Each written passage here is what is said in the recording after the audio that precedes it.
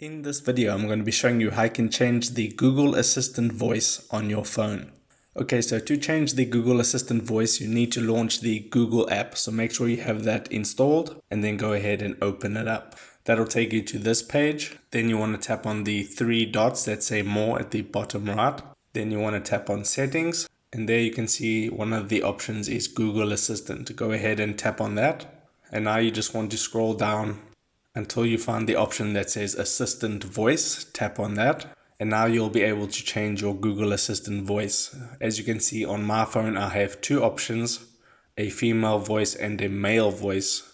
It isn't playing now because I have the volume off, but bear in mind that the voices that you're able to get are dependent on your country and your language. So depending on where you live and what language you speak, you'll get different voices. And it's usually a male and a female voice. So that is how you would change the voice on Google Assistant on your phone. If this video helped you out, make sure to hit the like button and subscribe for more. Take care.